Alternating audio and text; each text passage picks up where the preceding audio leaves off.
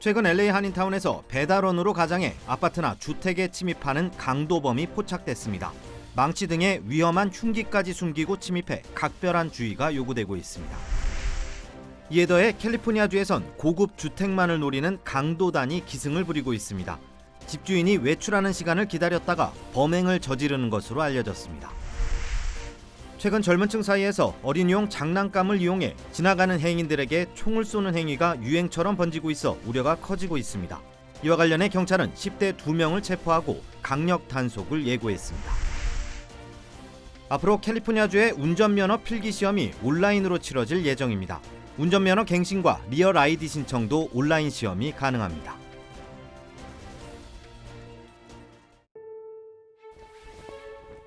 엄선된 108가지 순수한 약초, 과일, 채소, 버섯과 곡물의 생명력을 고스란히 담아 한 알 한 알 정성으로 빚었습니다.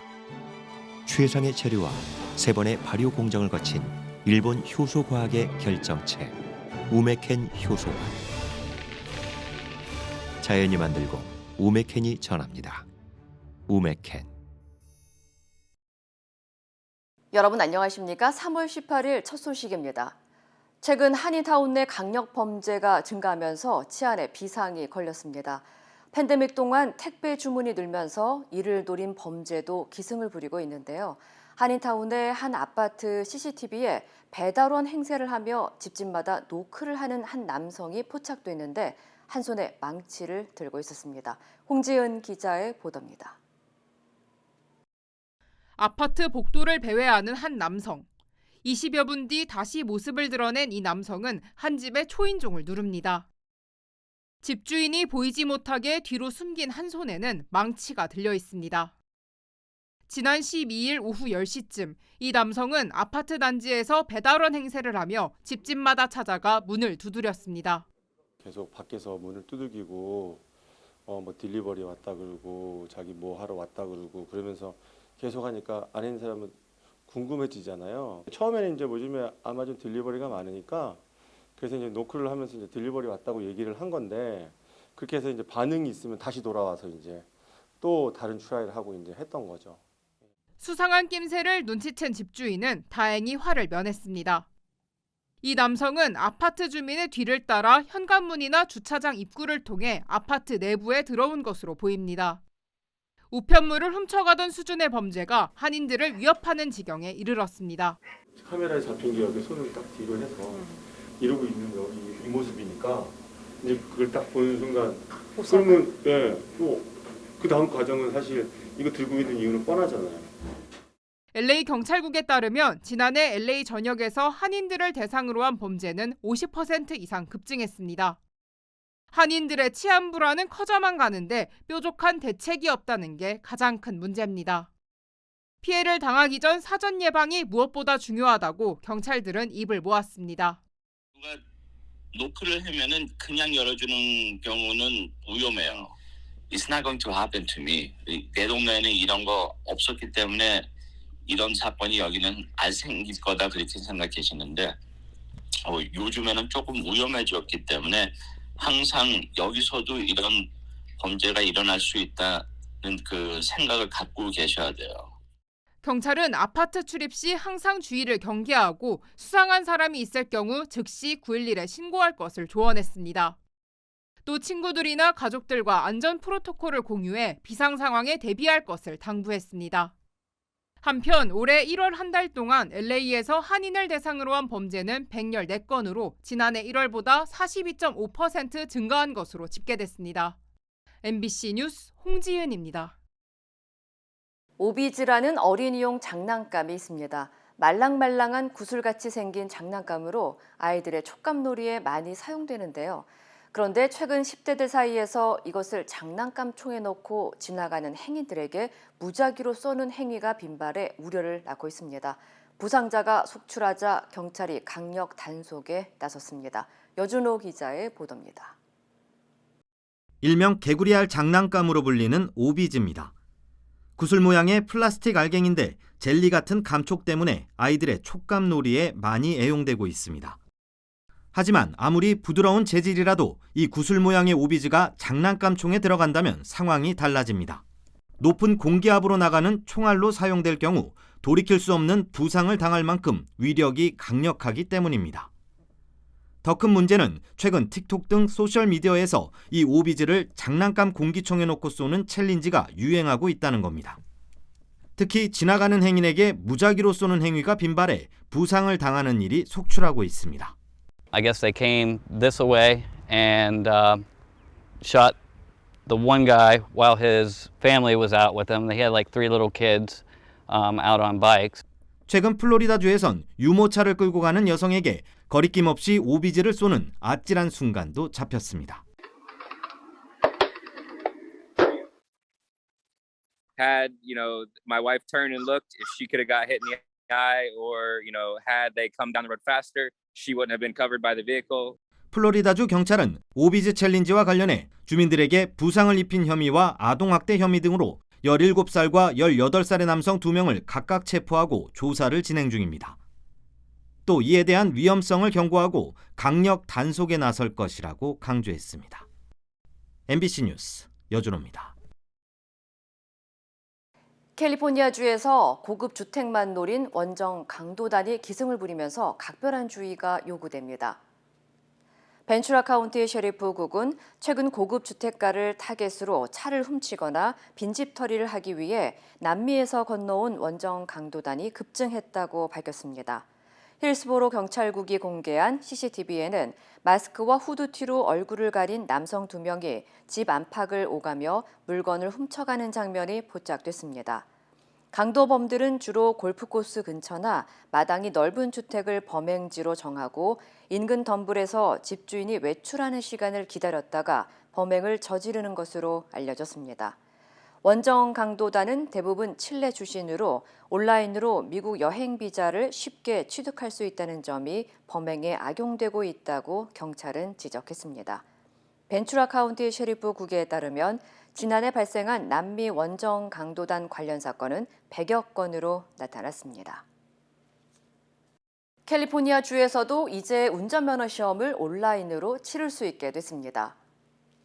캘리포니아 차량 등록국 DMV는 앞으로 운전면허 필기 시험을 DMV 사무실을 방문하지 않고 집에서 온라인으로 치를 수 있도록 새로운 옵션을 제공한다고 밝혔습니다.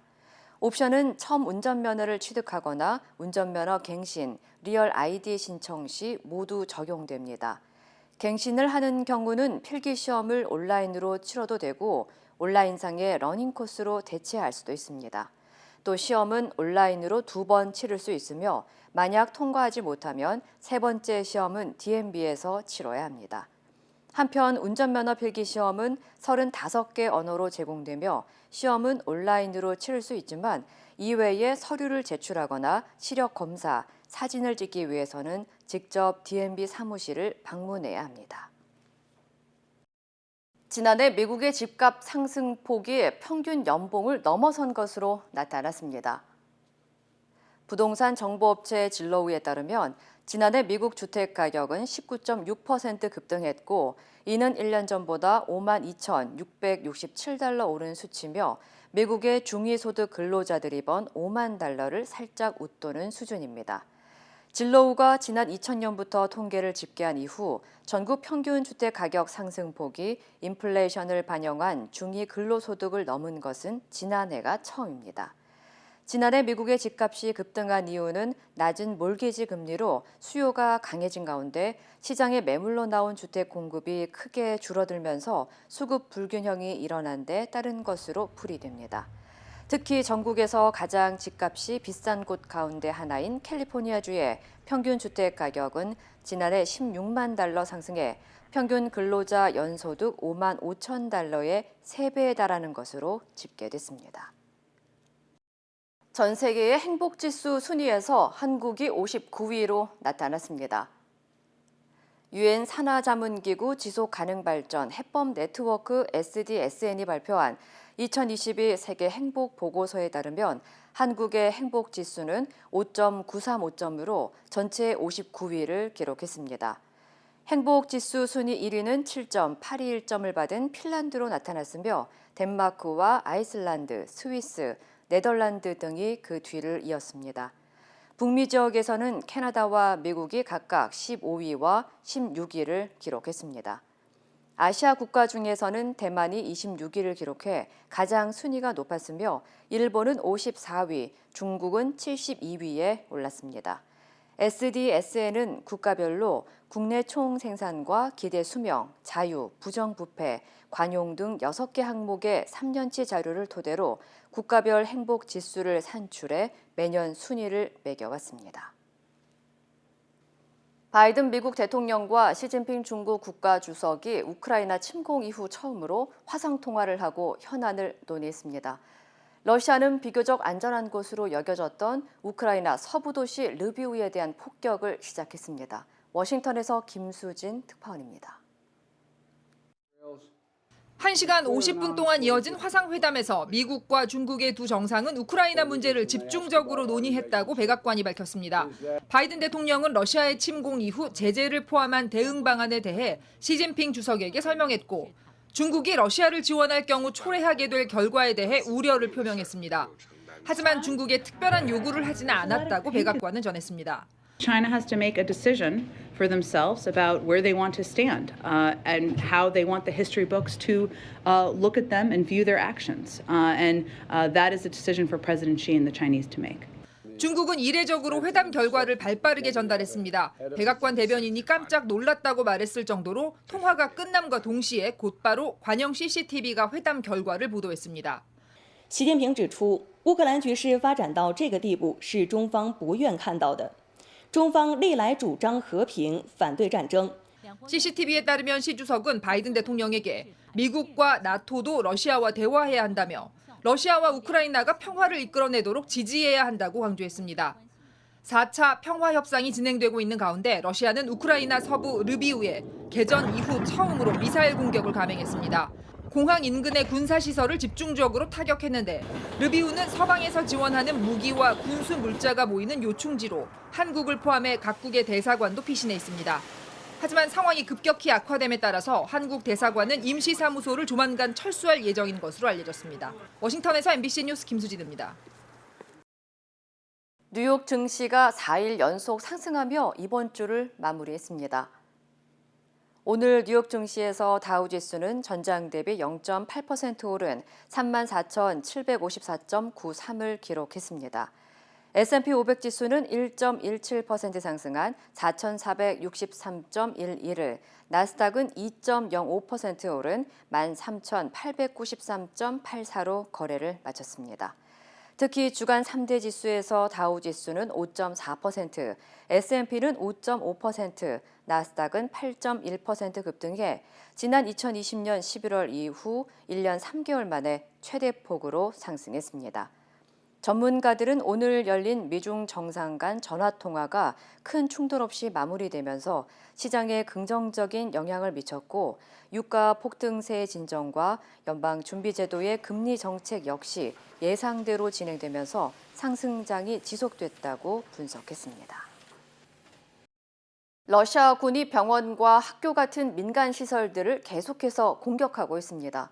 당초 예상과 달리 우크라이나군의 거센 저항에 부딪히자 민간인 피해를 키워서 공포심을 조장하고 있는 건데요. 전쟁이 길어지면 푸틴이 핵무기를 사용할 수 있다는 끔찍한 전망까지 나왔습니다. 신정현 기자입니다. 우크라이나 북동부 하르키우에 있는 대형 시장. 2만여 개 상점이 밀집한 시장이 러시아군의 폭격으로 불길에 휩싸였습니다. 소방관들이 물을 뿌려대도 좀처럼 불길은 잡히지 않고 시커먼 연기가 온 도시를 뒤덮었습니다. 비교적 안전지대로 여겨지던 서부 지역에 대한 공습도 이어지고 있습니다. 러시아의 미사일 공격에 르비우 공항 근처 비행기 수리 공장이 부서졌습니다. 2주 넘게 러시아에 포위당한 남부도시 마리우폴은 초토화 상태입니다.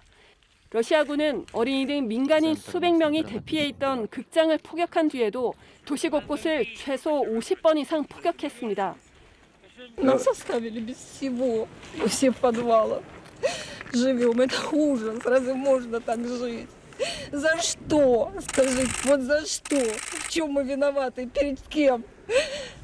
우크라이나 당국은 러시아 침공 이후 2,500명이 넘는 민간인이 숨졌다고 밝혔습니다. 민간인 피해가 계속 커지자 주요 7개국 외무장관들은 민간인에 대한 무차별적인 무기 사용을 포함해 전쟁 범죄를 저지른 사람들에게 책임을 묻겠다고 경고했습니다. 러시아군 전사자가 7,000명, 부상자도 2만 명이 넘어 군의 사기가 굉장히 떨어졌다는 분석도 나왔습니다. The Russian troops went in under the assumption that they were peacekeepers, getting exactly the opposite. So yes, morale is very, very low. 전문가들은 심각한 피해에도 전쟁에서 이기고야 말겠다는 푸틴의 생각은 바뀌지 않을 것으로 전망하고 있습니다. 미 국방부는 궁지에 몰린 러시아가 전쟁이 길어지면 자칫 핵 위협 카드까지 꺼낼 수도 있다는 분석을 내놨습니다. MBC 뉴스 신정연입니다. 팬데믹 동안 음주 사망 사고가 25% 급증한 것으로 나타났습니다. 미국 의학협회 저널에 발표된 연구에 따르면 지난 2019년에서 2020년 사이 미국에서 음주 관련 사망자 수는 25.5% 증가했으며 이는 예년 증가율인 2.2%보다 10배 이상 높은 수준입니다. 지난 2020년 교통사고 등 음주 관련 사망자는 99,017명으로 집계됐으며 이는 전체 사망자 가운데 3%를 차지했습니다. 전문가들은 팬데믹 동안 사회 활동에 제약이 생기면서 이로 인한 스트레스를 풀기 위해 음주 활동이 늘어난 것으로 분석했습니다. 한편 LA 경찰국도 코로나 방역 수칙 완화로 인한 외식과 음주 등이 늘면서 음주운전 가능성이 높아진 만큼 약물과 음주운전에 대한 단속을 6월 30일까지 강화할 계획입니다. 제37회 LA 마라톤 대회가 이번 주 일요일 개최됩니다. 팬데믹 이후 처음 열리는 이번 대회는 LA 다운타운에서 시작해 헐리우드과 센츄리 시티 등을 거치며 총 26.2마일의 구간에서 진행됩니다. 이에 따라 대회가 열리는 당일 새벽 4시부터 LA 시청 인근과 헐리우드, 로데오 드라이브를 비롯해 110번과 101번 프리웨이 일부 구간 등 주요 도로가 통제될 예정입니다. 당국은 마라톤이 열리는 동안 운전자들은 불편이 없도록 우회 도로를 확인하고 이용해 줄 것을 당부했습니다. 지난해 8월 탈레반에 위협받던 아프가니스탄인 391명이 한국에 들어왔죠. 한국 정부가 한국과 협력했던 현지인들을 특별 기여자라는 이름으로 받아들인 건데요. 특별 기여자들의 약 40%가 울산에 정착을 해서 새로운 삶을 시작했습니다. 그런데 이들의 자녀들의 학교 입학을 두고 지역 주민들이 강하게 반발하고 있습니다. 손하늘 기자입니다. 울산 동구의 한 초등학교, 학부모들의 피켓 시위가 한창입니다. 아프가니스탄 특별 기여자 자녀 28명이 이곳에 입학하게 되자 반발하고 나선 겁니다. 아프간이란 나라 자체를 잘 이해하지 못하고 있는 상태에서 이제 이 아이들도 그렇고 주민도 그렇고 학부모도 그렇고 준비가 전혀 돼 있지 않은 상태이고 낯선 아이들이 오는 것 자체가 불안한 데다 교사들이 우리말이 서툰 아프간 아이들을 신경 쓰느라 교육의 질이 떨어질 거란 겁니다. 이슬람 난민들이 집단으로 살면 치안이 불안해질 거다. 국민청원 게시판엔 막연한 우려를 담은 글까지 올라왔습니다. 이슬람 교인들이 먹을 수 있는 할랄 식품점 한 가족이 장을 보고 있습니다. 아프가니스탄 수도 카불의 한국 병원에서 일했던 40대 통역사 가족입니다. 외국 정부를 도왔다는 이유로 탈레반의 표적이 됐습니다.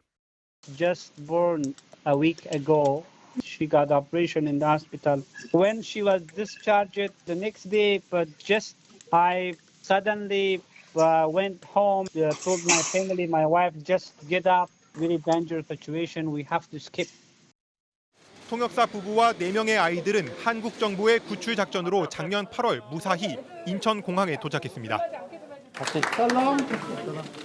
아프간 특별 기여자는 모두 391명. 이 가운데 29명이 울산 현대중공업 협력업체에 취직했고 이들과 가족 157명이 울산의 옛 사택 아파트에 입주했습니다. In the future, I'm sure, so everything will be okay. We want our children educate here. 유치원이나 학교에 다녀야 하는 아이는 모두 85명. 이중 초등학생 28명이 근거리 배정 원칙에 따라 한 학교에 가게 되자 갈등이 터져 나온 겁니다. 집도 주고 직장도 주고 교육도 책임져라! 책임져라! 책임져라! 책임져라!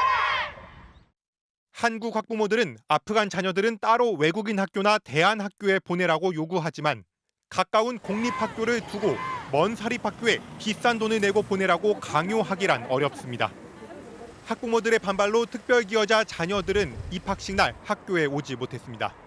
우여곡절 끝에 2주 넘게 지난 다음 주부터 등교는 시작하지만 최소 6달 동안 아프간 아이 28명만 별도 교실에서 따로 수업을 받게 됐습니다.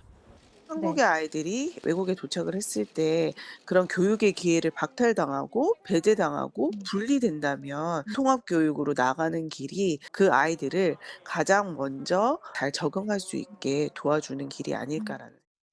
So they are also missing the school. You know, the children, they are always asking when we can go to school. Long time just waiting. MBC 뉴스 손하늘입니다.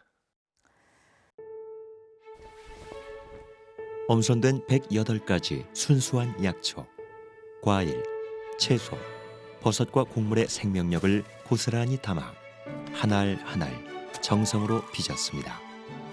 최상의 재료와 3번의 발효 공정을 거친 일본 효소과학의 결정체 우메켄 효소화.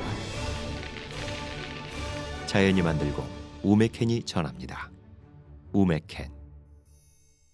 그곳은 다양한 모습으로 우리 앞에 나타납니다.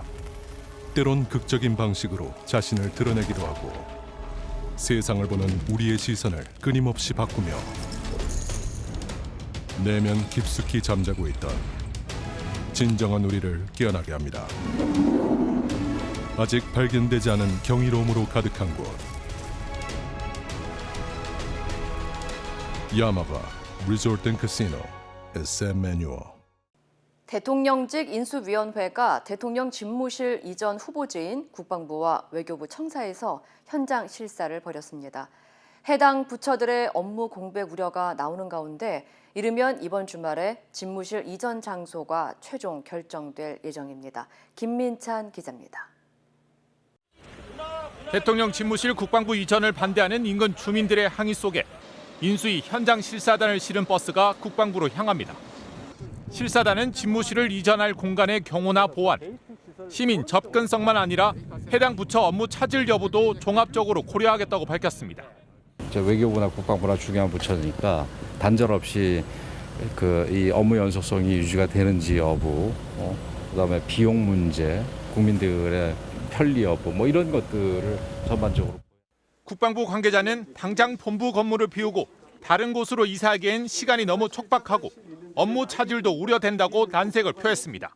엘리베이터를 통해서 물동량을 이사하는데 저희가 이제 이사업체에 물어보니까 한 20일 정도도 24시간을 돌려야만 물동량을 뺄 수 있다라고.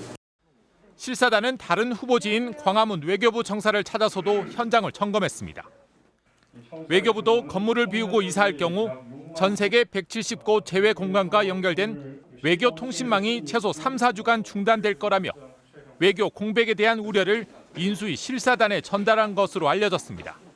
국방부와 외교부의 난색에도 윤석열 당선인 측은 취임 전 대통령 집무실 이전과 청와대 개방 방침을 거듭 확인했습니다.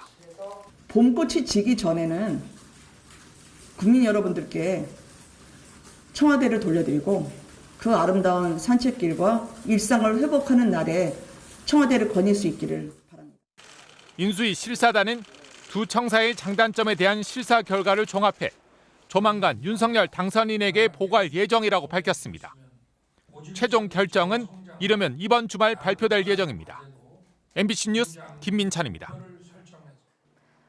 대통령 집무실 이전 문제를 너무 급하게 추진한다는 비판도 나오고 있습니다. 윤 당선인 측은 광화문 정부 서울청사로 이전한다고 했다가 이번 주 들어 용산으로 급 선회하면서 논란도 일고 있습니다. 이기주 기자입니다. 대통령의 집무실을 청와대 밖으로 옮기겠다는 윤석열 당선인의 공약은 지난 1월 처음 공식화됐습니다.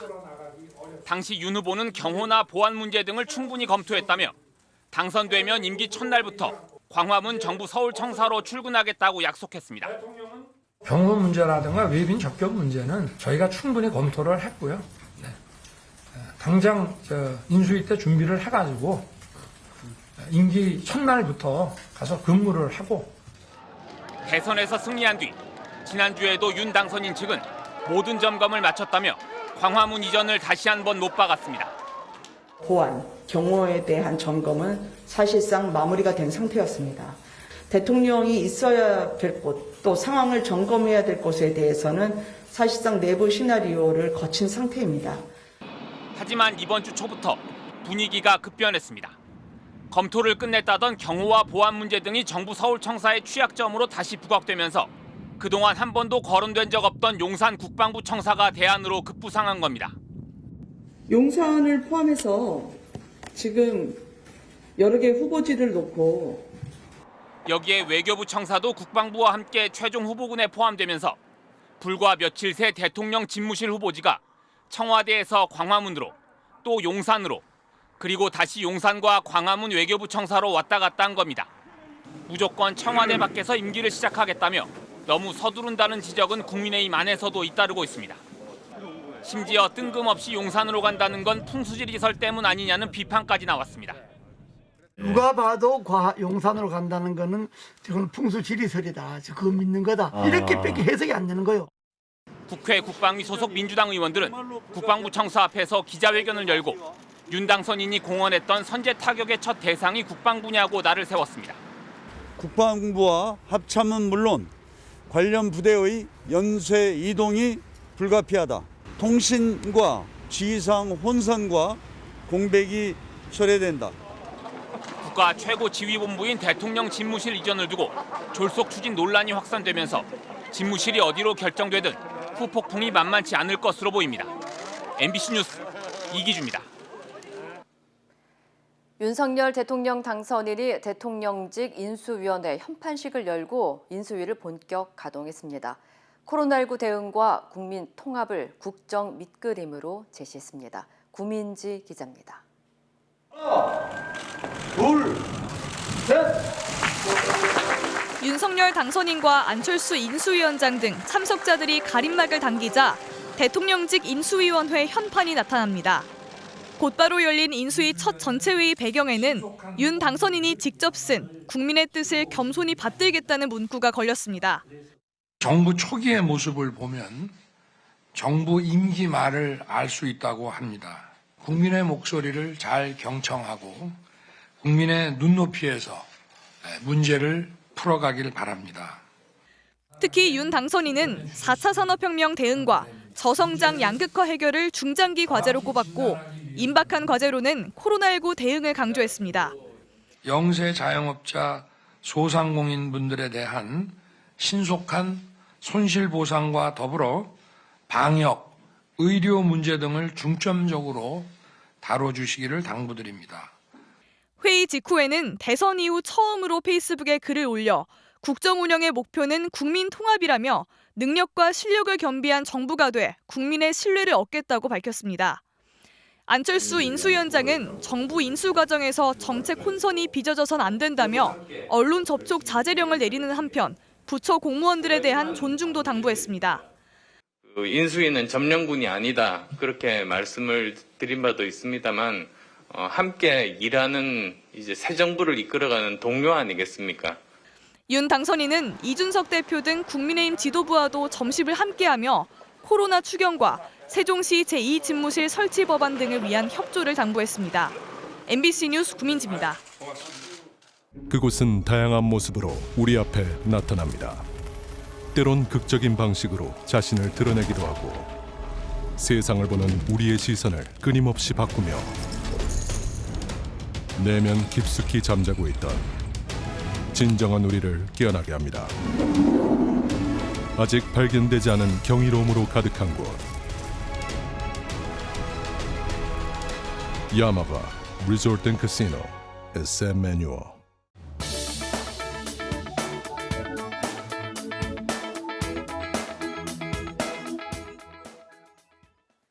코로나로 시작된 제로금리 시대가 막을 내렸습니다. 국내외 경제도 큰 영향을 미칠 것 같은데요. 실리콘밸리 더밀크 손재건 대표 연결해서 자세한 이야기 나눠보겠습니다. 자, 미국 연방준비제도가 현지 시간 16일 이 기준금리를 0.25%포인트 올렸죠. 미국의 현지 분위기 어떻습니까? 예, 저는 지금 뉴욕에 나와 있는데요. 세계 경제 수도라고 하죠. 월가를 취재했습니다. 미 연준의 기준금리 인상으로 매우 급박하고 분주한 움직임을 보였습니다. 미 연준은 16일 정례회의에서 기준금리를 0.25 베이스포인트 올렸는데요. 지난 2018년 12월 이후에 3년 3개월을 이어온 제로금리 시대를 끝내고 시중에 풀린 돈을 본격적으로 걷어들이겠다는 의미가 있습니다. 연준은 올해 6차례 더 금리를 인상할 계획임을 시사하기도 했습니다. 이렇게 금리를 올리는 것은 기업이나 개인이 은행에서 돈을 빌려서 집이나 차를 사거나 기업을 인수합병할 때 비용이 더 높아지는 것을 의미합니다. 러시아, 우크라이나 침공 등 대외적인 변수도 있고요. 물가가 치솟는 속도도 가파르지만 미국이 지금 고용 등 실물 경제 기초가 견조한 것이 금리 인상의 배경이 됐습니다.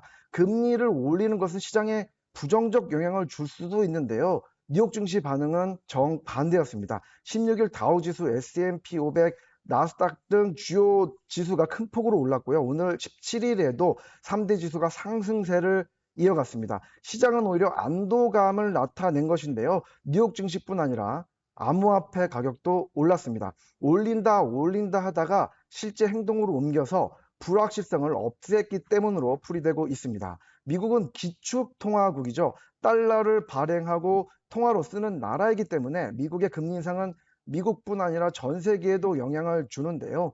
한국에서도 미국의 금리가 올라가면 이자 부담이 가구당 평균 340만 원씩 늘어난다는 분석도 있습니다. 스타벅스 하면 하워드 슐츠 회장이 유명한데 이번에 CEO로 복귀한다면서요? 그렇습니다. 시애틀의 커피 전문점이던 스타벅스를 글로벌 커피 제국으로 일군 하워드 슐츠 명예회장이 또 한 번 구원투수로 돌아옵니다. 케빈 존슨 최고 경영자가 5년 만에 자리에서 물러나면서 슐츠 명예회장이 임시 CEO직을 맡기로 한 것입니다. 경영 일선에 복귀하는 슐츠는 스타벅스 이사회에도 다시 합류하고요. 존슨 CEO의 정식 후임자를 찾는 작업에도 참여할 예정입니다. 슐츠 명예회장은 과거 11개에 불과했던 스타벅스 매장을 77개국 2만 8천여 개로 성장시키면서 성공 신화를 쓴 인물이죠. 기술에 능숙한 전문 경영인 케빈 존슨을 영입한 이후에 CEO 자리에서 물러났는데요. 이번에 다시 복귀하는 것입니다. CEO에서 물러났다가 복귀하는 것이 이번이 두 번째인데요. 왜냐하면 최근 성장세가 저조하고 인플레이션 압력도 큰데다가 전국적인 노동조합 결성 움직임 등이 있자 스타벅스를 위해서 복귀한 것으로 보고 있습니다. 스타벅스는 바리스타나 직원을 파트너로 부르면서 그동안 직원 친화적인 문화로 유명하죠. 최초로 바리스타에게도 회사 주식을 주기도 했습니다. 하지만 코로나 팬데믹을 거치면서 미국의 임금이 급격하게 올랐지만 제대로 반영이 안 되면서 노동 환경이 좀 나빠진 것이 침체의 원인 중 하나로 분석되고 있습니다. 우크라이나 상황과 관련해서 유튜브와 페이스북에 가짜 영상이 돌고 있다고 하는데 참 큰 문제인 것 같습니다. 그렇습니다. 큰 문제인데요. 페이스북과 유튜브가 16일 우크라이나 젤렌스키 대통령을 가장해서 러시아에 마치 항복을 하겠다는 듯한 가짜 동영상이 돌아서 이를 삭제했다고 밝혔습니다. 이 영상은 딥페이크라고 하는 인공지능 기술을 써서 만들어진 것인데요. 딥페이크는 기존 동영상을 조작해서 유명 연예인이나 정치인 등 다른 사람의 동영상으로 둔갑시킨 뒤에 허위로 만들어진 동영상을 말합니다. 얼굴 생김새나 음성을 변조해서 실제 그 사람이 하지 않은 행동이나 발언을 마치 한 것처럼 꾸미는데 그 정교함 때문에 구분이 쉽지 않습니다. 그래서 허위 정보 전파에 쓰일 수 있다는 우려가 그동안 많았는데요. 이번에 전쟁 때 실제로 벌어진 것입니다. 이번 딥페이크 영상은 초록색 셔츠를 입은 젤렌스키 대통령이 우크라이나어로 자국민에게 러시아와의 전쟁에서 무기를 내려놓으라라고 말하는 내용이었습니다. 이 동영상에서 젤렌스키 대통령이 우크라이나 국가 문장이 그려진 배경막 앞에서 연설하는 모습으로 나옵니다. 페이스북은 재빨리 이 영상을 검토한 뒤에 조작된 미디어이기 때문에 삭제했다고 밝혔습니다. 젤렌스키 대통령은 트위터에서 동영상 메시지를 통해서 여전히 우크라이나를 방어하고 있고 또 러시아를 상대로 어떠한 무기도 내려놓지 않을 것이다라고 말했습니다. 정보전이라는 것은 사람들이 듣고 읽는 것에 대해서 의심을 품게 하는 것이기 때문에 이런 딥페이크 영상은 앞으로도 더 많이 나올 것이기 때문에 주의해야 하셔야 됩니다. 네, 오늘 말씀 여기까지 듣겠습니다. 지금까지 손재권 더밀크 대표였습니다.